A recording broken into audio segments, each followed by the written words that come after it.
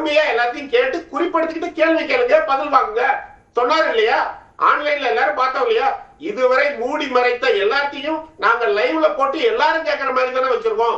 இனிமே அவங்க போய் சொல்ல முடியாது. ஏன்னா இதையும் சொன்னோம். முந்தின நாள் திரு உதயநிதி அவர்கள் அப்பட்டமான ஒரு பொய்ய சொல்றாரு.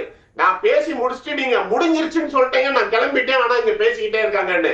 இன்னைக்கு நான் மறுபடியும் அந்த வீடியோவை 2-3 தடவை போய் பார்த்துட்டேன்.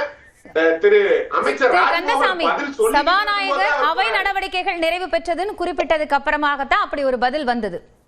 திரு ராஜ்மோகன் பதில் சொல்லிக்கிட்டு இருக்கும்போது உதயநிதி அவர்கள் அங்கதான் இருந்தாரு. அப்பதான் எந்திரிச்சு அவர் பதில் பேசிக்கிட்டே இருக்காரு, எந்திரிச்சு போறாரு. இப்ப கூட நேத்து கூட அவர் வெளிநடப்பு பண்ணும்போது ஏதோ கோவத்துல வெளில போயிட்டாங்க, போய் பேச போறாங்கன்னு பார்த்தா ஒண்ணும் செய்யல. போய் வெளியில போய் டிவியில உட்காந்து பாக்குறாங்க, பார்த்துட்டு வந்துதான் பதில் சொல்றாங்க.